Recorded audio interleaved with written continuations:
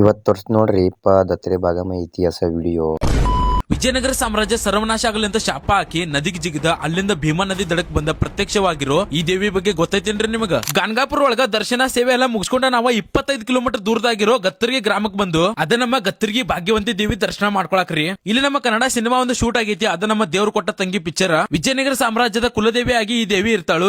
ತಲಾಂತರದಿಂದ ಎಲ್ಲ ರಾಜರು ಈ ದೇವಿನ ಪೂಜಿಸುತ್ತಾ ಆರಾಧಿಸುತ್ತಾ ಬಂದಿರ್ತಾರೋ. ಇದರಿಂದ ವಿಜಯನಗರ ಸಾಮ್ರಾಜ್ಯ ಬಹಳ ಮಟ್ಟಿಗೆ ಬೆಳೆದಿರ್ತೈತಿ. ಅದರ ರಾಜ್ಯದ ಕೊನೆಯ ರಾಜ ಈ ದೇವಿಗೆ ಪೂಜಿಸೋದು ಬಿಡ್ತಾನೋ, ನಿರ್ಲಕ್ಷ್ಯ ಮಾಡಿರ್ತಾನೋ.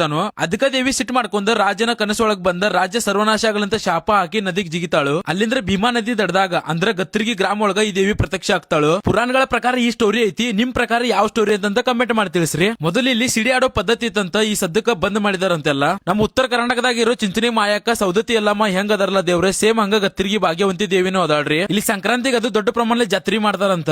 ಈ ದೇವಿಗೆ ನಮ್ಮ ಕರ್ನಾಟಕದಿಂದ ಮೂಲೆಯಿಂದ ಭಕ್ತರು ಬರ್ತಾರೋ, ಹಂಗ ಹೊರ ರಾಜ್ಯದಿಂದನೂ ಬಹಳ ಮಂದಿ ಬರ್ತಾರಂತಾರಿ. ಇಲ್ಲಿನ ವಿಶೇಷ ಆಕರ್ಷಕ ಏನಂದ್ರೆ ಇಲ್ಲಿರೋ ದೇವಿ ಮೂರ್ತಿ ನೀವು ಇಲ್ಲಿ ಬಂದಾಗದು ಫ್ಯಾಮಿಲಿ ಜೊತೆ ಫೋಟೋ ಶೂಟ್ ಅದು ಮಾಡ್ಕೋಬಹುದು. ಮಸ್ತಪಕ್ಕಿ ಗತ್ತರಿಗೆ ಇದು ನಮ್ಮ ಕರ್ನಾಟಕದ ಕಲಬುರಗಿ ಜಿಲ್ಲೆಯ ಅಫಜಲ್ಪುರ್ ತಾಲೂಕದಾಗ ಬರ್ತೈತಿ. ಮಸ್ತಪಕ್ಕಿ ದೇವಿ ದರ್ಶನ ಅದು ಮಾಡ್ಕೊಂಡು ನಾವು ಈಗ ಭೀಮಾ ನದಿ ಕಡೆ ಹೊಂಟಿದ್ದು. ಓಕೆ ಸಾವುಕಾರ, ಇವತ್ತಿನ ಪಿಕ್ಚರ್ ಇಷ್ಟ, ಮತ್ತೆ ಭೇಟಿ ಆಗೋಣಂತ.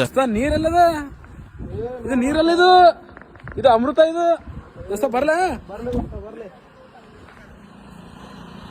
ತುದಿಗೆ ಬಂದಿದ್ದಲ್ಲ ದೋಸ್ತ.